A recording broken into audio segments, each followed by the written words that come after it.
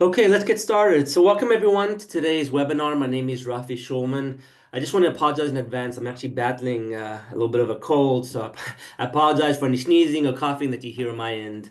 But it's great to be here. We have over 150 people from around the world who have registered. Some of you live in Israel, some of you live outside of Israel, some of you interested in making Aliyah, some of you interested in buying a home in Israel, and it's just our pleasure to be here with you to share some good information, some good advice with you, and hopefully guide you through the process. I just want to take a moment and thank the panel of speakers that we had tonight. They'll each introduce themselves when it gets to their turn, but thank you so much for taking the time to share your insight and your wisdom. Just a few quick things before we get started. The first thing is we are recording this, so if you've come late or you have to leave early, don't worry about it. We'll send out a recording probably by Tuesday with a link to the recording so you can watch it at your own convenience. And feel free also to share it if you know anyone else who's thinking about buying a home in Israel, making Aliyah, and you think that they'll find this information helpful. Feel free to share it with them as well. We will also have our contact information throughout the presentation at the end. And that's important because we know we're not going to be able to get into everyone's questions. We're going to have a Q&A session, but everyone has their own situation, everyone has their own concerns, their own challenges, their own goals. And it's just impossible for us in a venue like this to get into every detail with everybody. And so we really want to encourage you to reach out to us. Let's schedule a one-on-one call. We'll also reach out to you and try and connect with you and do that. But that's really the best way of doing that. And if you have any questions, go ahead and type them in the chat window, and we'll try to get to as many questions as we can at the end. Now, for those of you who are not familiar with Olim Advisors, I just wanted to take a couple minutes and just explain to you who we are and why we host these webinars. So if you think for a moment about the process of making Aliyah or buying a home in Israel, it's very challenging for those of you who have done it or those of you who are going through the process. It's a very challenging process. It's a different language, a different culture, a different way of doing things. And what we found is that a lot of people were just giving up and saying, you know what? This is my dream. My dream is to make Aliyah. My dream is to buy a home in Israel, but it's just too overwhelming, too big of a deal, and so I'm not going to do it. And so what we did when we started Olim Advisors back in 2016 is we started by offering a very personalized, customized service that will guide people through the entire process from beginning to end. So whether it's finding your own community, finding a home, finding the right people to work with, that's really what we do, whether it's in Aliyah or buying a home in Israel, is that we will guide you through the process from A to Z. And perhaps even more importantly, we will introduce you to our network of real estate professionals that we've very carefully chosen. So the realtors and the mortgage broker that are on here tonight are just an example of individuals who really want to help. They'll go above and beyond to help you. And that's really the essence of what we do here, is to guide you and to make sure that you get what you're looking for. And I guess the bottom line is what we do is that we save our clients time, we save them effort, and really a tremendous amount of aggravation as people go through the Aliyah journey or buying a home process. So if you need help, don't do it alone. Reach out to us and let us help you. Okay, let's get started here. I'm going to start off by giving everyone a 30,000 foot kind of overview, and then all the realtors, the individual presenters will go into more detail. But really, from our point of view and what we've seen over the past year is that October 7th has really kindled a need to connect with Israel. Some people are connecting by making Aliyah now, other people are planning to make Aliyah down the road. And for others, they don't plan on making Aliyah, but they're connecting because by buying a home in Israel.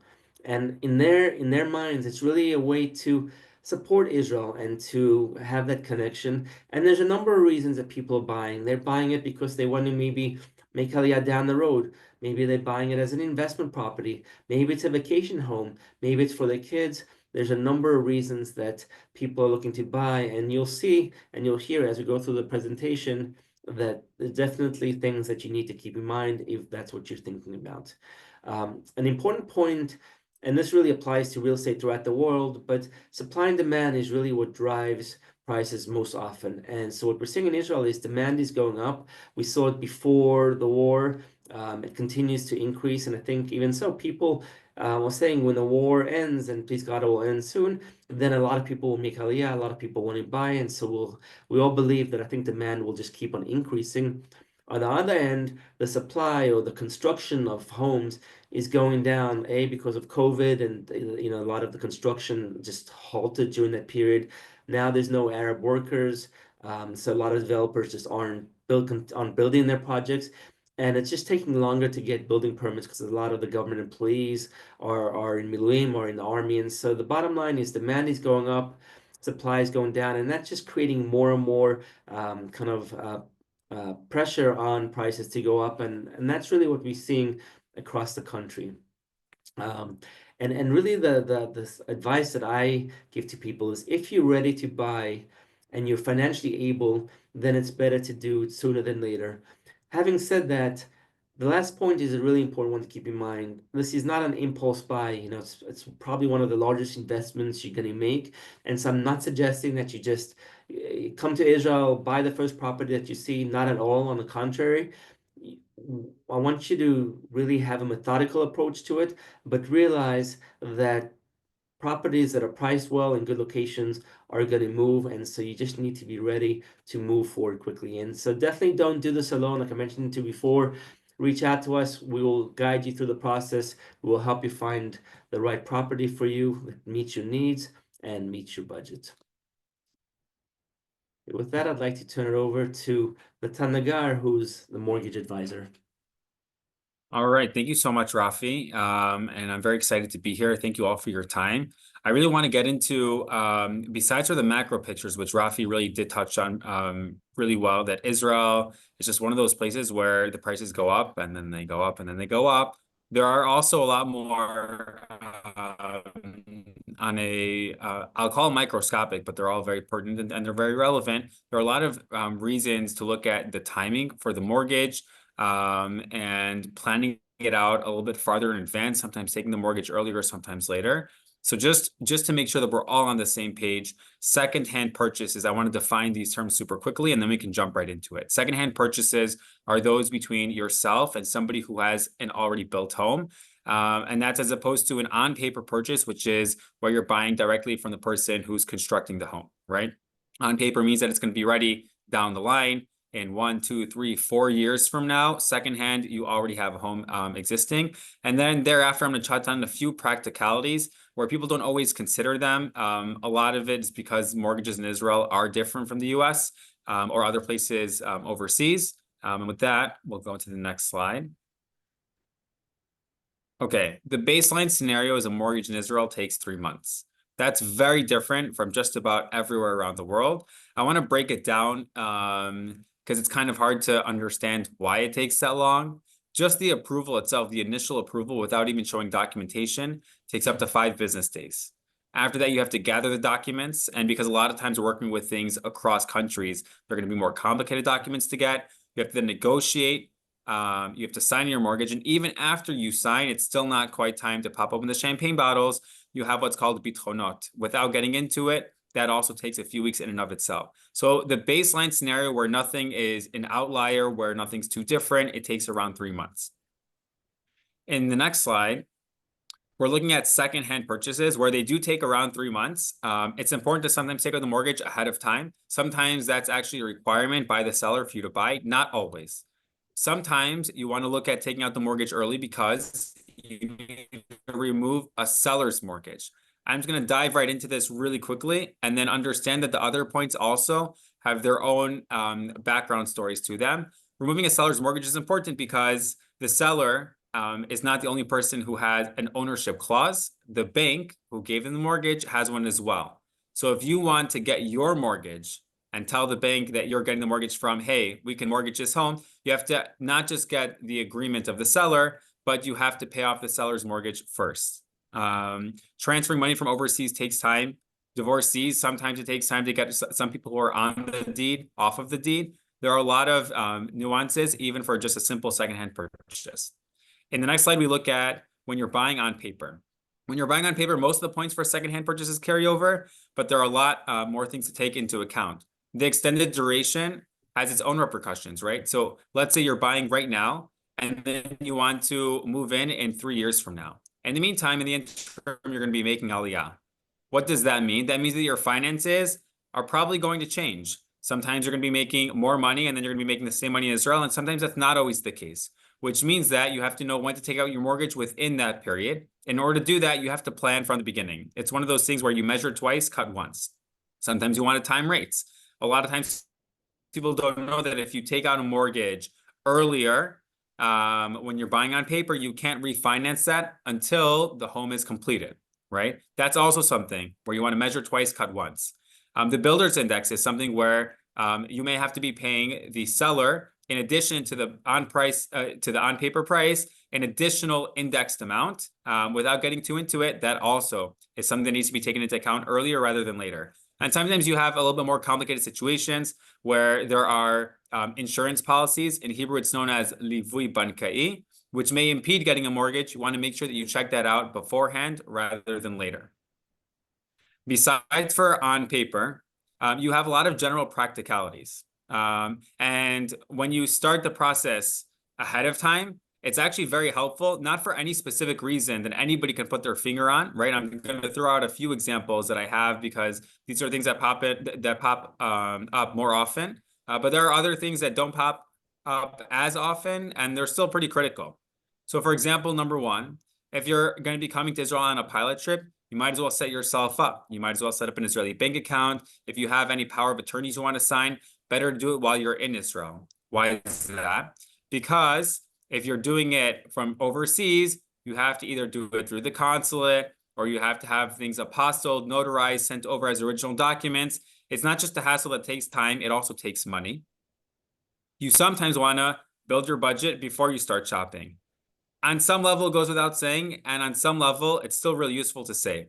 If you don't know what you're shopping for, then sometimes you're going to be shopping, and after a few months go by, you're going to get tired. You're going to find something that more or less fits what you think your needs are, and then you find out what your real budget is. So if you just flip the scenario where you build your budget ahead of time, it makes things a lot easier to make that purchase. And finally, there are some things that you can do that help you get your mortgage. It's not always necessary, but it is one of those things where you do need time. If you're going to make a change in your financials and you're going to do it for the sake of the mortgage, you need a few months to go by where you're in that new situation so that you can prove it. A quick example, somebody who does not currently take out pay slips but wants to take out pay slips needs to show at least 3 or 6 months, depending on which bank and depending on which country you're getting the pay slips from. You want to do that ahead of time rather than later. So there are a lot of things that are unexpectedly helpful if we start the process earlier rather than later. There are so many more details that I can't get into because every person is a case-by-case basis. So I just want to touch on them and kind of explain as a show, not tell, what those may look like. There are other things out there. Doing things ahead of time is kind of the way to go. Thank you so much, Netanya. I appreciate it. Okay, Darren, you're up.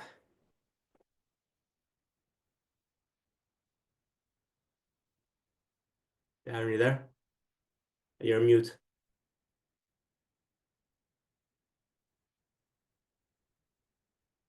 He's still on mute, yeah.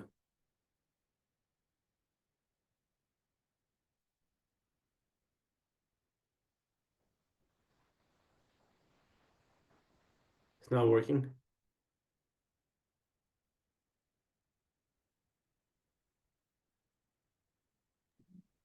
There you go. Thank you. You got it now? Okay. Hi, everybody. My name is Darren Rich, home in Israel, Keller Williams in Netanya. So we're just going to talk a little bit about the recent trends in the real estate market. Even before we talk about that, even we talk about Netanya for a minute. During the last 12 months of the war, and even prior to that, Netanya has become a very popular city for many different reasons. One is the location within the country. In the last 12 months, it's been very popular. A lot of people are coming from North America, from England, South Africa, Australia. We've got many different communities here. Many of them are now modern Orthodox. And as a city, it's parts of it are quite religious now. They've got their own shuls, and there's a lot of demand here. So if we talk about a little like the recent trends in the real estate market, obviously there's an impact due to the security concerns, the demand for safe housing. This is all obviously due to the war, and the war has affected all the real estate trends. There's a lot of demand for homes with security rooms. In Hebrew, it's called the mamad, which thankfully has saved many lives for us. And this is like become a priority. You know, many things before might have been a priority, but people now can be flexible on certain things. But a mamad is a really important priority now. So this is very evident everywhere, and people are willing to pay a premium for this. So if we look at that, the fluctuating demand, the buying demand, and all the economic pressures, Israel's economy has faced strain from the conflict and the higher interest rates, and it has in part impacted buyers' confidence. Despite previous price increases, the market is seeking a moderation, particularly as the developers have their own pressures, especially in the tech sectors. You know, a lot of people would buy that are working in tech are now sitting on they're just sitting and waiting. But the big change in the developers is during the last, let's say, 10 months, they've been enticing buyers by offering very good payment terms.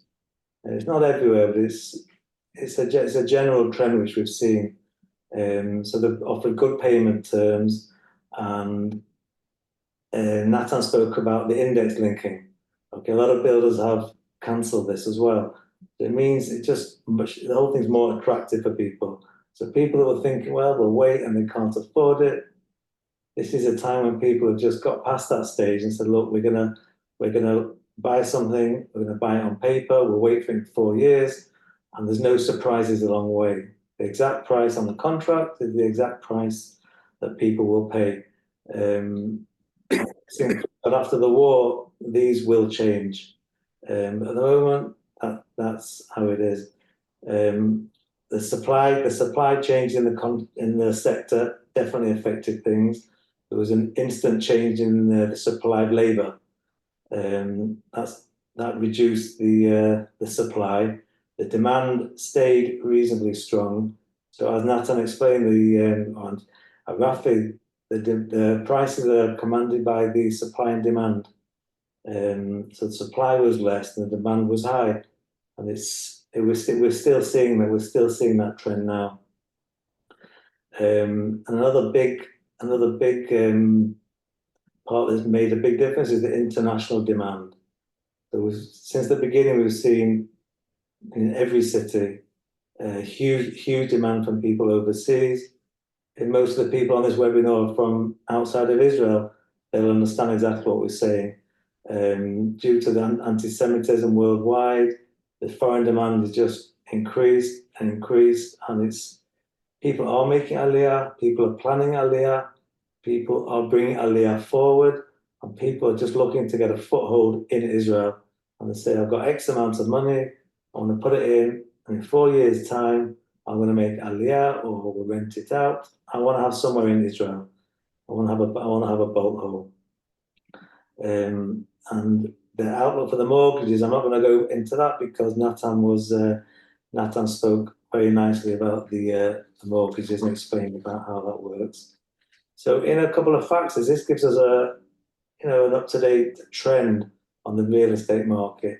The expectations are, in general, please God the war finishes quickly, that people are hanging on, waiting, and there's maybe lacking a bit of confidence. Those people will come into the market, and the demand will outsource the supply, which we can already see that now, but it'll happen more. And another thing we're going to speak about briefly is whether to choose new build or resale, which is always a question which people ask. So we'll just talk briefly about the pros and cons of making this decision. When buying a new home, that's something either not built yet, it's under construction, it's something that one can't live in yet. The advantages are, first of all, it's brand new, and everyone likes brand new. And you can choose obviously where, you can choose what level you want to be, which direction. You can design it, you can make changes, and you can basically tailor your home to what you need. You can customize it with a designer, whatever. You've got warranty. You've got a 7-year warranty on the main things, which is actual building, the plumbing. They're covered. It's a warranty that's covered by law. So you've got peace of mind there. And if you plan for, let's say, repair costs on a new construction, they're very, very low. And you may get amenities. You may get a synagogue in the complex. You may get a swimming pool. They all get chosen by some of it gets chosen by the developer, and a lot gets chosen by the people that own there. If the people say they want a synagogue, they'll have the room and they'll make a synagogue. And some of the disadvantages are if you want to come and live here in the next 6 months and it's not built, it's not possible. So either you've got to delay your aliyah or maybe go into rented. So the time scale is sometimes it's an advantage, but it really depends on the circumstances and the purpose of why one's looking to buy something on paper. Some other Yeah, Aaron, I'm sorry to interrupt. Just in the interest of time, let's go into the apartments that you listed here. Yeah. And so we can move on a little bit. Okay, I can't see the presentation here for some reason, Rafi. Can anyone else see the presentation? Maybe it's just me. Yeah, I can see it. Okay, I can open it up here. 1 sec. Okay. Okay, the first apartment that we just speak briefly about here is on Nitsa Boulevard, which is in the north of Netanya, which is along the sea, a very nice community. So as we can see from the picture, this is front line to the sea, and this is a 3-room apartment, which is 2 bedrooms of 82 meters in a building with a Shabbat elevator, swimming pool, underground parking. And if you look underneath, it says we're given like a guide of the value would be in 2020, what it is in 2022, and now we're in 2024. So you can see a general trend of it increasing every couple of years by about 10%. And as it goes, this specific apartment went under offer today for almost the full asking price. We took the listing about 10 days ago, and it's been bought by somebody from New Jersey without even seeing it. He's done it all on a quick Zoom. He's making Aliyah the next 3 months, and that's what he's chosen. Okay, the second one is in the similar area. This is it's a brand new complex called Savion City. It's a complex of 400 units. 2 buildings are completed and 2 under construction. The sales were completed just before the war started, and they had a lot of Chinese workers, so there was almost no stopping work. And the 2 buildings are not completed, should be completed by Pesach, which is actually earlier than originally thought. So these are 4 towers and we're looking at an apartment here on floor 17 facing the sea. So we're not first line, we're set back a little bit, like with 4th row back. We have an apartment of 137 meters with an 18-meter covered balcony. There's 3 bedrooms, 3 bathrooms. Also with a Shabbat elevator, underground parking, and the 2 buildings that are built now are 2 years old. So we can see the general trend here also. 2020 was during COVID, and a lot of apartments were sold, and it went up like over 20% now, and the price now is over 4 million shekels. So you can see the same kind of trend happening. And the next apartment we see is the south of Netanya. This is a newish neighborhood called Eyamim. This is the southernmost part of Netanya, which is flat to the water. There's no cliff. There's a shopping mall here. There's quite a few synagogues. There's a new synagogue called Tfilat Yamin, which is an English-speaking synagogue with an American rabbi. It's proven very, very popular with a lot of people coming from overseas. So this is on a street called El Manor on the second floor. It's a four-room apartment that's been totally renovated. It's 127 meters and a 20-meter balcony, which was larger than normal. It has a sea view, it has a Shabbat elevator, and it's close to the water. Again, you can see the similar trends here, similar years. Went for 3.4 million, 3.8 million, and now it's 4.4 million. So it's the same trend. The trends don't change. So there's lots of examples like this. We just chose two different areas that that are popular, both for different reasons. But these are so you can see people do ask us when's the best time of the year to buy property, and the answer we always say is it was yesterday. It can be any time of the year, but it's yesterday, not tomorrow. We've seen people over the years wait, which is fine, but eventually they pay more for the same thing, or they eventually get priced out the market. So that's the information on that tonight. So thank you for that, Rafi. Thank you, Darren. Thank you so much. Okay, now we're going to move over to Alon, the Jerusalem realtor. Okay, hi.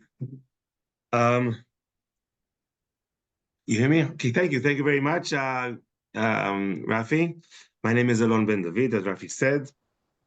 I just would like to introduce myself. I grew up in Yerushalayim. I know Yerushalayim quite well. I really, truly love Yerushalayim. And I also love helping people make Aliyah. And so I really combine business and pleasure with trying to help people find the apartment that they're looking for, either for buying or for rental. Also, I want to say that I'm part of Remax Vision office with over 30 agents.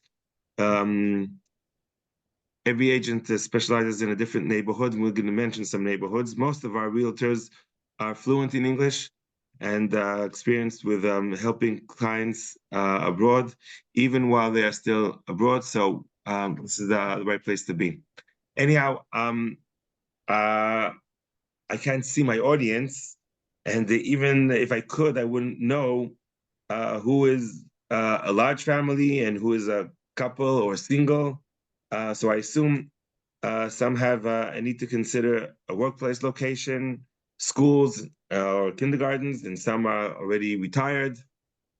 So do we do we want a place that is walking distance to the Kotel or not? Or it's not important for us. Also background, what kind of community do we belong to? A more Haredi community or Nid Yarmulke, or maybe not religious or semi, all kinds. So I'm going to try to select a few, three apartments in three different neighborhoods. Before that, I'm just going to mention all the neighborhoods that, not all of them, I'm sorry, just a few of them. There's so many that are really an option for different kind of Olim. So let's try to go with this map. Actually, north of this map, we don't see it. We have Ramat Eshkol, French Hill, Ma'alot Dafna. And here in the center, we have the center town, Mishkanot HaUma, Nachlaot. And further south, Shari Chesed, Rechavia, Talbia, German colony. And then we go further south, the Old Katamon, Baka, and Raanana. And if you go further east, we see Amon and Atziv. If you go to the west, Kiryat Moshe, Har Nof, Beit Vagan, and further is Kiryat Yovel. So as you see from what I circled in brown, we're going to talk about three apartments in different type of apartments in those three neighborhoods in Centertown, Talbia, and Amon Atziv. So just before, okay, let's start already with Talbia. But just before, I do want to agree. I'm not going to repeat what Rafi said and what Derek said before from Netanya about the prices. Absolutely correct. demand and supply very simple. There's a strong demand. There's a problem with the supply because of lack of workers, and we see the prices as we see them, that they have been going up in Yerushalayim very strongly, even more than the rest of the country.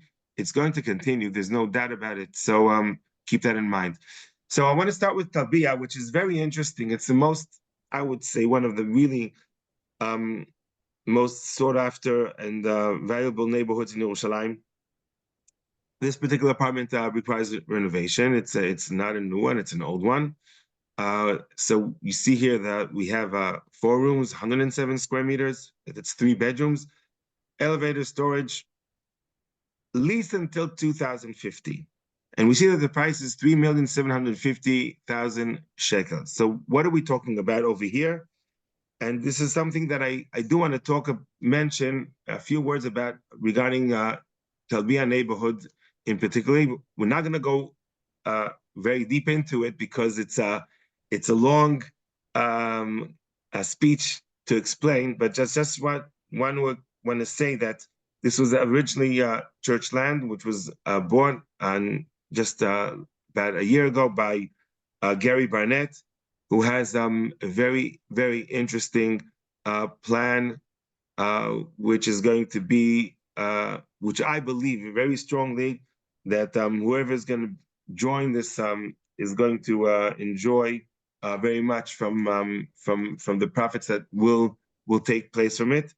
I'm not going to go into this now because it's really, as I said, it's long, but just we'll go maybe to the next slide and we'll see.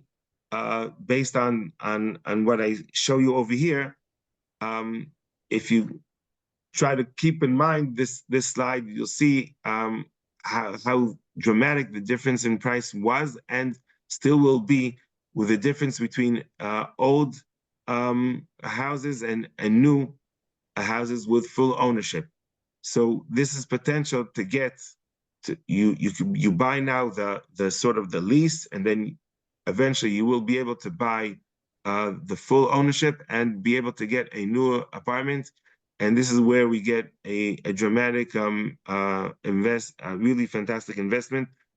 This is not 100%, but it is something that is very interesting. So we will, if anybody is interested in learning more about this, so just call me on my personal phone and we'll discuss and I'll explain more into it. So let's go now to the next neighborhood, and also to a different kind of an apartment. Here we're talking about a perfectly, it's not a brand new, but it's quite new building on Mevoa Matmit 16.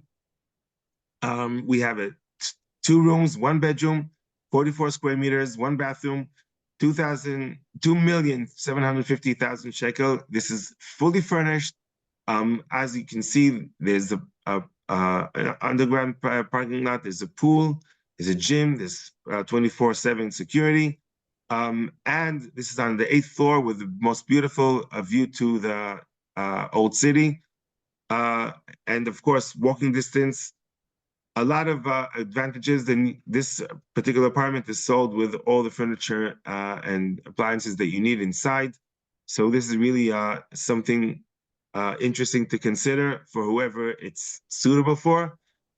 Just you can see how the just a few years ago the price was much less, and I can assure you not only that it's going to go higher. If you go into the newer buildings, those who are brand new from, as they say, from the Kablan, you will already pay about 500,000 shekel more for the same apartment. So that's something to keep in mind. And I think we can go to the third apartment that we're going to show now.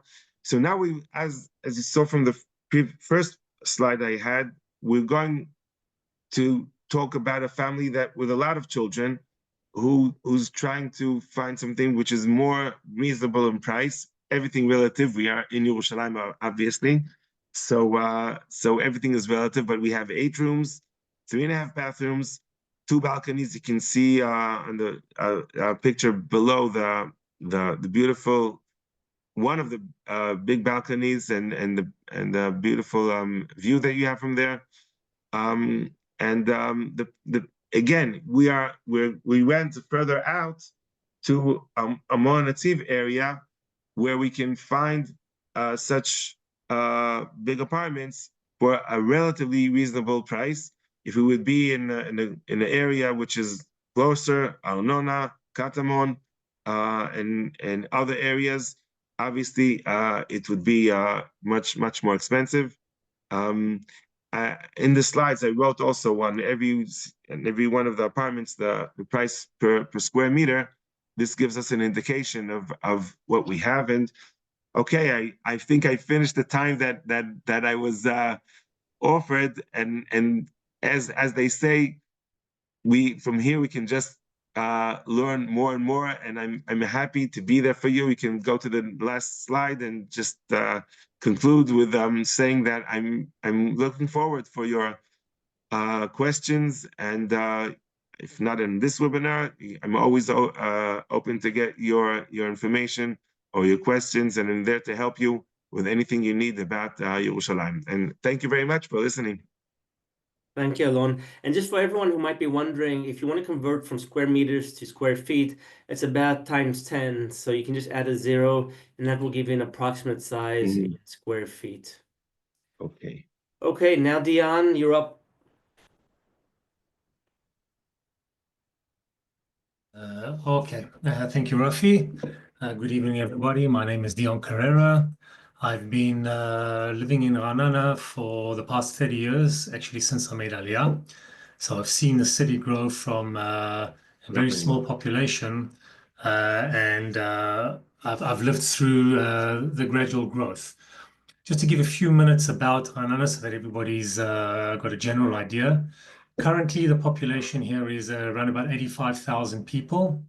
And within the next 10 years, our municipality is looking to grow that to roughly 120,000 people. In order to do that, they've opened up land to the north and to the south of Raanana, where they're currently building 4,700 new units, which, tying up to what everybody has been talking about, there is a lot of supply. And together with that, there is also an increased demand. But having said that, as everybody's mentioned, there are difficulties along the line. So it's just a matter of finding the right deal and the right property suited to the needs of each individual person. Raanana itself is a very family-orientated city. Over the last couple of years, because of the increase in prices, a lot of the younger families have been moving out of Raanana.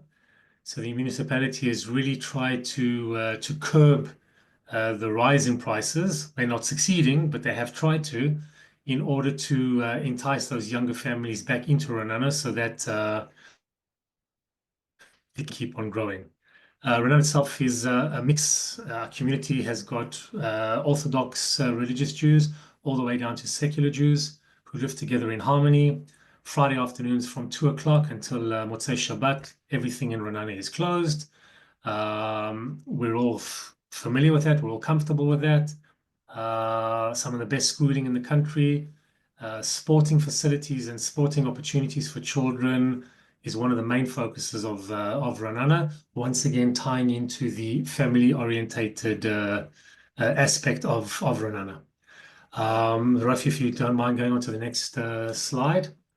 So just to give you an example of Raanana itself, pricing and how it works. What we're looking at here is a 3-roomed apartment. This is a new build from the developer. The apartment itself is 81 square meters in size with a 10 square meter balcony. Because it's a new building, it has a mamad, which is the security room, which is today, as Darren correctly said, pretty much a must. It has an elevator, it has a parking bay, and it also has balconies.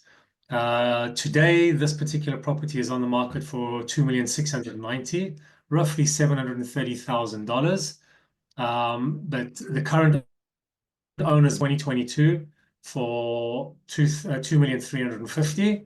So you can see if you're looking in dollar terms, there's an increase of about $100,000. if you're looking at, yeah, as I said, $100,000, we actually received an offer on this particular property today of $2,650,000. So the prices actually are within the norm. Rafi, if you don't mind moving on to the next one. Now, this is an older apartment. This was built in 1986. So I'd just like to show you something that was newly built in the last couple of years as opposed to something that's a little older. This is a 4-roomed apartment. It is a very large apartment. It's 120 is built with a 12 square meter balcony, a large balcony. Open views in front of it, which is something that is special in Raanana because you don't have too many apartments where you have greenery as this particular one does.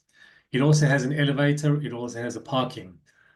What this particular apartment does not have is it does not have an individual security room. The building itself has a security room, which all the tenants share in the case of an emergency. So that would be one of the major differences between buying something built in the last couple of years as opposed to something built before, let's say, 1985. If you're comparing prices, the current owners bought this in 2021 for 2.8 million, roughly $755,000. And today they're asking 3,120,000, roughly $90,000 more. Again, tying into the same $100,000 increase in prices over the last couple of years. Third slide, please, Rafi. This is what we call a Tama 1 project, which is an older building that the developer took and they have refurbished it. They've strengthened it against earthquakes, and in the process, they've added in the security rooms, they've added in an elevator and balconies. So the first 4 floors on this building were old. Okay, they were built. This particular building was built in the 1960s. And the top 3 floors are new. This is what the developer has added on. So this particular apartment is on the 5th floor. It's a 4-roomed apartment, 92 square meters built with a 10 balcony. And it has all of the add-ons because it was reinforced. So it has a security room, private. It has an elevator, a parking spot. It's currently rented for 7,500 shekels, which is about the going rate for a 4-roomed apartment in Raanana. When the current owner bought this in 2019, he paid $1,980,000, roughly $535,000. Today, it's on the market for $2,825,000, and he's had offers really close to that. He just believes that the market is going to continue growing, so he'll be able to get full ask in the next couple of months, which is roughly about $765,000. So over a period of 5 years, he's looking at an increase in value of close to $250,000. So that's, again, a new build, which is a Tama project, which is based on an older building. So I've given you 3 various options. Now, one other thing as well, as was discussed in the beginning, there are buying properties which are off-plan. Very difficult to put together in a slide the various opportunities and the various options because each person's needs are individual. Once we've understood what you're looking for, the general rule of thumb here is that if you're buying a particular property off plan where you're looking at taking possession in 3 years' time, today you can find deals where you only have to put down 10% on the signing of the contract. Most of the developers today are not linking it to the building index, which means that the price you are signing on is the price that you're going to pay eventually. And in certain instances as well, there are 1 or 2 developers that will allow you to resell the property before you get the key. So once again, once we understand what your needs are, we could sit down and tailor make a package for you where with as little as $100,000 down, signing on contract, you could purchase yourselves an apartment that will be ready in 3 years. And depending on your particular needs, timeline, making aliyah 3 years, 4 years down the line, it could be a very easy way of getting into the market. But taking into consideration what Nathan said at the beginning, you would also need to make sure that you have the financial capabilities to take a mortgage, which is one of the things that the developers will ask. Anybody that needs to find out information about things like that, Rafi has my details. You're more than welcome to contact me, and we'll discuss each person's needs on a day-to-day basis. Thank you for the time, Rafi. Thanks, Dion. Appreciate it. Modiin. Rebecca, you're up. Everyone, thanks so much, Rafi. So I'm going to talk a little bit about Modiin. So Modiin is a growing city in the center of Israel. Property prices have gone up a lot over the past few years, partly because of the property increased prices across the board around Israel, and partly because Modiin as a city is this constantly evolving city that keeps becoming, more and more developed and therefore more and more attractive. So Modiin is located between Jerusalem and Tel Aviv, and they a few years ago built a train that connects Modiin by a high-speed train to Tel Aviv and to Jerusalem, which makes it a very easily accessible city for people who are working or commuting to the different cities or just visiting. Modiin currently has over 100,000 people living in it, and is projected to grow exponentially over the coming years. If we go to the next slide, Rafi. Why is Modiin popular? It's popular partly because where it's located. It's a great location in the center of the country. Partly because it has great schools, a very high quality of life, a very diverse community, and a lot of infrastructure designed to suit the needs of the community. And it's a nice cross-section of Olim and Israelis, of religious and non-religious, of young and old. It really has a diverse range demographic. There's different styles of homes in Modiin, which also makes it an attractive city. So like my colleagues have been saying on their different cities, Modiin has a mix of semi-detached houses, cottages, which are kind of houses in between two different roads. So they don't have their own driveways, but have private entrances and private roofs. They have duplexes, which are two-floor homes, and they have apartments, which are one-floor homes. And if we carry on, you can just see in the Modiin map, it's a big city, and some of the more popular areas that I'm going to focus on today when I'm doing price comparisons are Kaiser, which is the area of the Modiin I actually live in. It's a nice young family-oriented city with a lot of Anglos.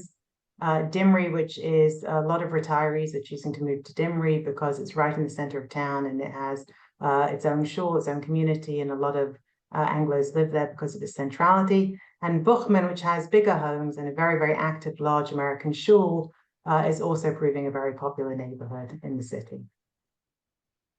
These are just the three main Anglo neighborhoods that people are drawn to, although there's a lot of movement, a lot of growth. So even the newer neighborhoods are becoming more and more popular. But for the interest of time, we're going to focus on the three main neighborhoods, which are Kaiser, Buchman, and Dimri. So for an example of Kaiser, Kaiser is the neighborhood that I said tends to attract people with kids 16 and younger, and older people, and religious and non-religious. So for example, right now in the market, in these two towers in the center of Kaiser, there are 4-room apartments, meaning 3 bedrooms with a balcony. It comes with a storage unit and 2 parking spots. All Modiin homes have the safe room because it's a newer city. So since they've been building here, they've been building safe rooms. And this one's available in the summer. As most properties change hands, a few months down the road, they generally change hands in the summer. And this property today is asking 3.39 million shekels, which a similar one sold like a couple of years ago for about 3 million shekels, and a similar one sold about 4 years ago for 2.85. So just in terms of the trajectory, this is just for a standard 4-room apartment in a popular city in the center of the area. This is your kind of price increase, and the projection is it will continue to go up because it's walking distance to the train and a central location within Modiin. Buchman, which tends to attract larger families because they have bigger homes, and it's more it has larger properties basically, and the big homes don't come on the market that often because in Modiin, even though it's a growing city, they're not building more houses. In all the new neighborhoods that they're building in Modiin, they're building apartment buildings. So what makes Buchman a more attractive part of the city is that it has larger houses that are becoming the anomaly. And this particular house, this is the first house that's gone for sale on the street in many, many years. There's a house for sale which is asking 7.59 million shekels, so over $2 million. It's a 6-room semi-detached house with a 100-meter garden. It's literally a 1-minute walk to the main KSYM shul, which is the main American shul or main Anglo shul in Buchman. It's right near the schools. It's right near the Moriah Center, which is the commercial center in Bochum. And what makes this special is that these sellers actually went through the whole process of getting building rights to extend their homes. So it's become popular throughout Modiin that people who are living in their homes and don't want to necessarily move, but they want to extend them, you have to go through the permit process. And the city has given rights to properties to extend in different directions, depending on where it's located and the style of property. And it can sometimes take a couple of years to get the permits approved by the city. And once they are approved, there are appreciation taxes involved with the additional land that you're going to be using, the additional space. And these sellers happen to have gone through the whole permit process already and gone to the point of paying for all of the taxes involved with the additional area that they got the permits for. And they, after October 7th, they decided to move out of town. So they're moving to a Yishuv and are therefore selling the house. So this is an unusual property in terms of what's on the market. So when I tried to do a comparison for this one, so you'd get a frame of reference for similar properties that would sell in the neighborhood, there isn't a lot of comparison on these because they don't go on the market very often. But a similar one sold a couple of years ago for 7.2, and it did not have any of these building permits that this one has. And in fact, those buyers waited 2 years to get the permits. They just got them now. And now they have to move out for a year so they can do the work on their home. So this particular house has some major advantages. And a similar property 4 years ago would have gone for under 6 million shekels. Now there's no way you can get a house this size for under 7. And then the final one I chose to highlight was Dimri. So Dimri is becoming very, very popular. It's in the center of Modiin, so it's popular not just because of the convenience of the accessibility from the car park and from the street, but it's walking distance to the train, it's walking distance to the center of town, it has its own shul in the thing, in the buildings, it's walking distance to the pool, to the mall. It's attracting a lot of retirees because of the convenience of the location and the community that's evolving within the buildings. And there's one for sale there now on the 12th floor asking 4.1 million shekels. And a similar one sold about a year ago for 3,575. And 4 years ago, it would have sold for 2.395. So this area really shot up, largely because of its location and centrality, but also because of their large apartments in the center. After we go down. That's basically my overview of Modiin. I stuck to my time. We were given strict guidelines, but the general sense is that the trajectory of Modiin is that it keeps going up, and not just because property prices in property prices in Israel tend to go up over time in general, but also even more so in Modiin because of the growing city that we have. Thanks, Rafi. Okay, thanks so much, Rebecca. All right, Brian, you're up.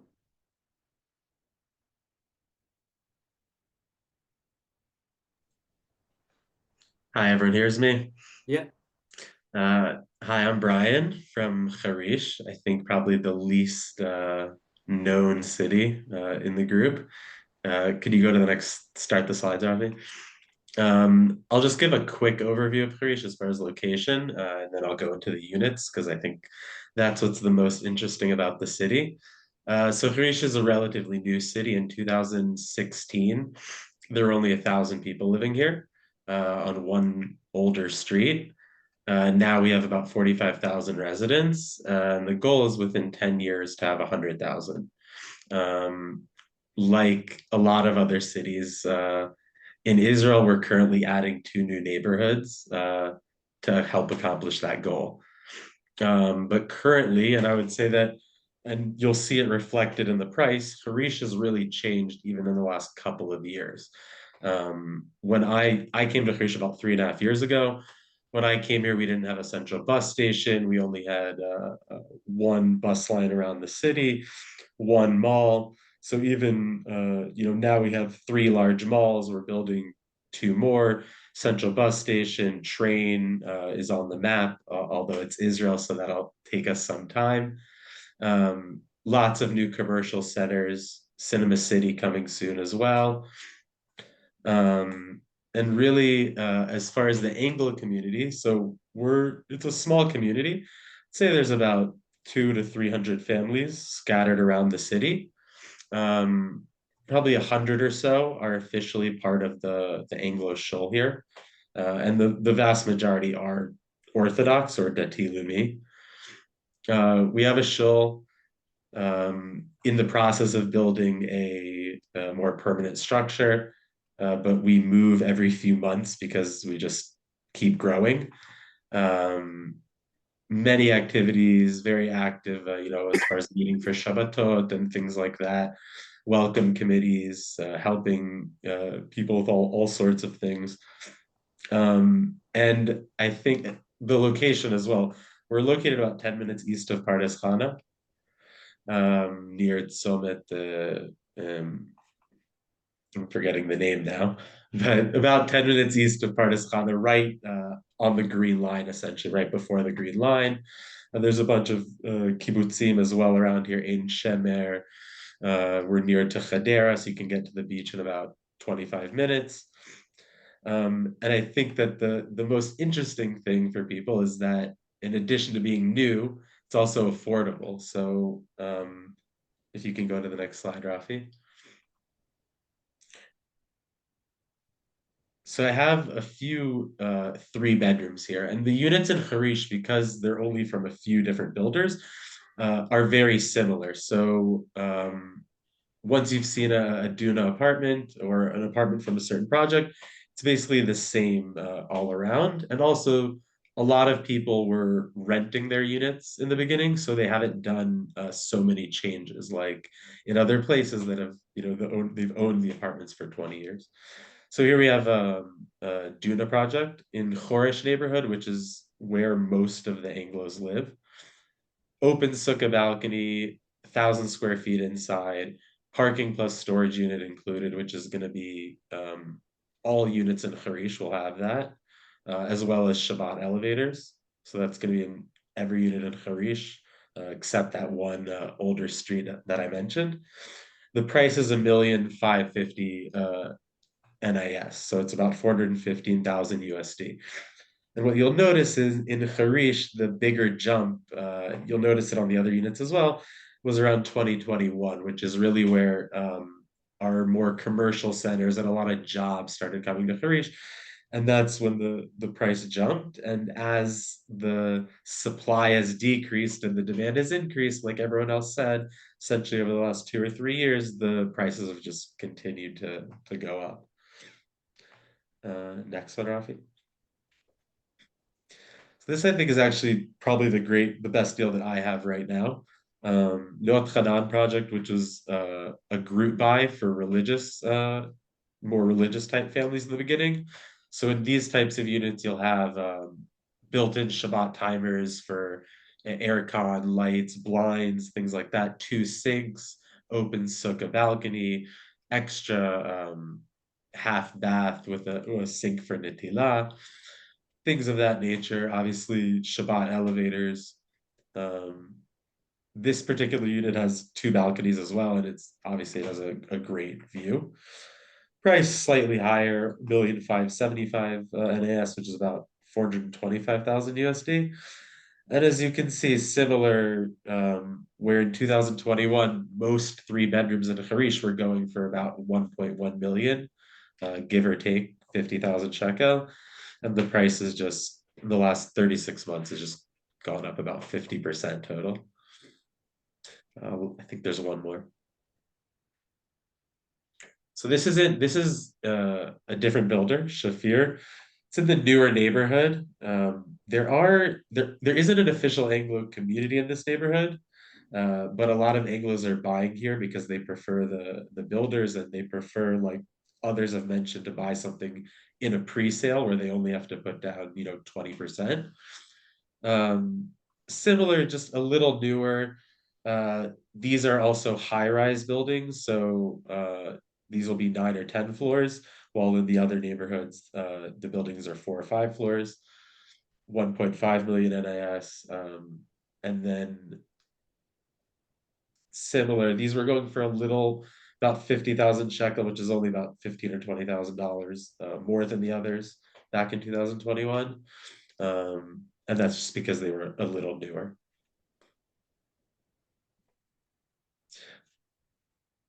Anyone interested in hearing more about Harish, obviously it's a place that not a lot of people have heard of. You're welcome to contact me, email, WhatsApp. You can check out my Facebook, please. Great. Thank you so much, Brian. All right, we're going to take we're going to take a few minutes and answer some of the questions. But before we do that, I just wanted to mention a special offer that we're offering to. We started offering this a few months ago. The service that I mentioned to you at the beginning, where we actually guide somebody through the entire process of buying a home. We used to charge $3,000 fee for our advisory service, and we decided to waive it after October 7th, a few months ago, actually, because we were getting more and more inquiries from people, and we felt that not everyone could afford to pay the $3,000, and we didn't want to, wanted people to move forward, and like I mentioned before, buy a home in Israel if that's what they wanted to do, and so we still are offering that service where we'll oversee the entire transaction from beginning to end, but for at least for the foreseeable future, we're not charging a fee for it. So just if you are serious about buying and you need somebody here on the ground to help you through the process, definitely take advantage of this. And then also wanted to mention that we launched our Instagram account, and there's a lot of really good information on there, whether it's about buying a home or making Aliyah, and we just want to encourage you to follow that page. Okay, here's the contact information. Again, we'll send out a recording so you have access to all of this, and you'll be able to jot numbers down. I'm just going to stop the sharing on the screen here just so I can look at some of the questions. We'll take some of the questions that we got. Brian has a question here about the average rent in Harish. What are the apartments renting for? So I'll speak specific. I mean, the prices are very similar in the neighborhoods here, within a few hundred shekel. But I'll speak specifically about the neighborhood where most of the Anglos are. Rent for a three. Brian, we just lost volume. Brian, can you hear Brian, or is it just me? Brian, we can't hear you. You're not on mute, but Can you hear me now? yeah, I can hear you now. Sorry. Yeah, so rent for a 3-bedroom is about 3,700 shekel, 3,800 shekel. 4-bedroom is a little over 4,000 shekel, so it's $1,100, $1,200. And then penthouses, garden apartments start from about 5,500 shekel, so like $1,500 per month, obviously. Okay. Rebecca, the question here about are there any projects on paper in Modiin that are presently available in Modiin? So Modiin doesn't really have on paper currently. The last new neighborhood they built here was called Moreshet. And there are some properties that are still for sale by the Kablan, but they're mostly already built and it's already the end stage. The next new neighborhood in Modiin will be probably started to get bids from developers in about 4 or 5 years. So we're a few years away from the developments in Modiin. Got it. Okay, thanks. Let's have a question for you. How much money do you have to put down for a mortgage, for down payment? 25, 50%? Can you get a mortgage through the US, or must it be in Israel? Natan, are you there? Natan's actually in Miloim, so he might have stepped away. He's up north. So I'll answer that question. So as a foreign buyer, you can get up to 50%. As an Israeli, you can get up to 75%. You can take a mortgage in the US, and in a sense, if you want to refinance your home or take out a mortgage on your home, you can definitely do that and then use the proceeds to to buy a home in Israel. You really just have to look at the mortgage rates. I think the mortgage rates in Israel are a little lower than they are in the US. So it's definitely important for you to kind of shop around, not just in Israel, but also compare between the US and Israel. There's a question here. Somebody, when people registered, they also gave us information. They gave us questions. Dion, can you talk about buying an apartment for investment purposes? Like, what would be your advice in, Raanana, for example? Somebody's not looking to move. What would you recommend that they look at? What type of apartment, what type of opportunities, if it's for investment? When we speak about investment properties, obviously the person that's looking to invest is looking for the best returns that he could possibly get. To be completely honest, to turn around and say that Raanana would be the #1 place to look, I would disagree with it. And I live in Raanana. Returns in Raanana are roughly between 2.6 to 2.9%. But if you move further out, I'm talking about areas like Kiryat Gat, Beersheba, even up north, Haifa, you can find returns on your investments from 4.5% to 7%.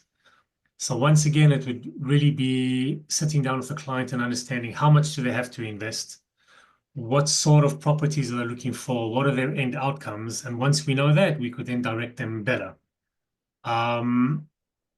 Again, buying off plan could be an idea if a person could lock in 10% down on signing, not linked to the building index, and the opportunity of selling before Tofes Alba, which is the final permissions, which is key. That may be an opportunity where an investor could do a turnaround of between 20 to 25% within a 3-year period. So again, it depends. I can't give a straight answer just on that. Buying in Raanana, your return is roughly 2.6 to 2.9%, as I said. But I do think that there are better options out there. Okay, thank you.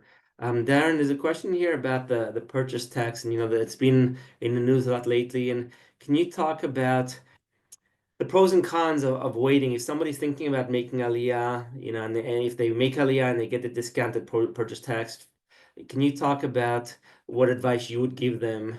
If somebody's asking you, should they wait to get the discounted purchase tax or go ahead and buy in a property now? Okay.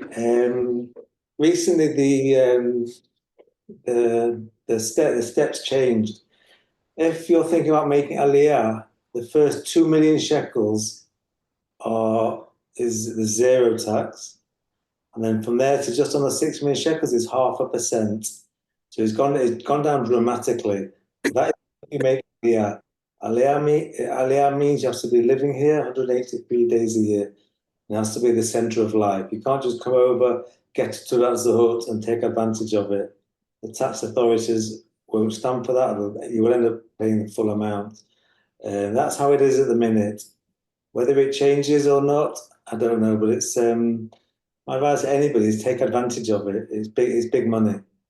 And if you were to buy on paper, because I know we've spoken quite a lot about on paper here, if one was to buy on paper today and the building is completed in 3 years' time, you have 1 year to make Aliyah from the date of completion, only if you buy on paper.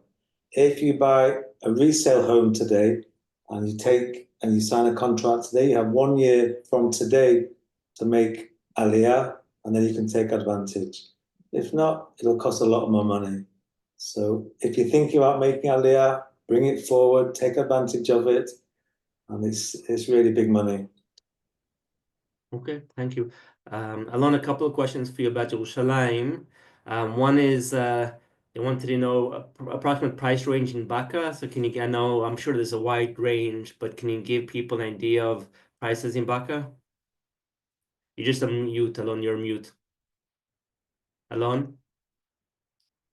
You're mute. There we go. Okay, there it's much better.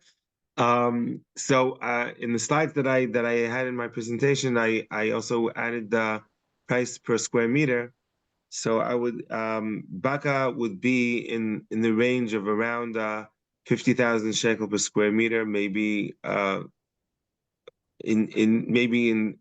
reach to that area between 45 and 50. Now this is very much an average. So obviously there are some streets and locations and situations of apartments that are not in very good shape and they will be lower, and some that are very invested in renovation and etc. So it may be a little bit higher, but that's again, and also in Baka especially, it's a big question with parking, because Baka is a particular neighborhood that has a very big problem of parking. So so if the place has parking, then obviously it's the value of parking there is higher than in a regular neighborhood, because there's such a big problem of parking in that particular neighborhood. So, but I think those numbers are around what I mentioned.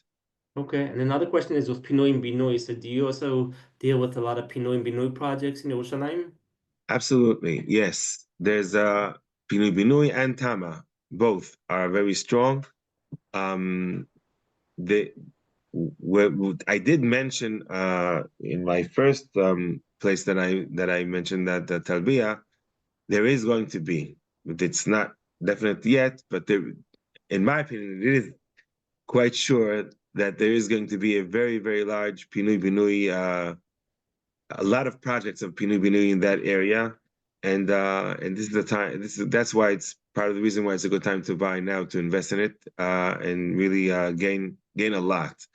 Many people in Pinui Binui projects gain a lot of money from what happens. But I must say that it's always a chance, because there may be kablanim that don't go through with what they promise, etc., etc. You basically buy things that are in promise look very good, and sometimes it really happens that it's fantastic, and sometimes not as good as expected. Right. Okay. All right. Thank you very much. I think we've covered most of the questions here. Again, if weren't able to get to your question, feel free to reach out to us individually. And I want to thank everyone again for joining us tonight. Thank you for your time and for your advice. And to everyone who joined us, have a good week, have a safe week, and we'll see you again soon. Take care, everyone. Thank you, everybody. Bye.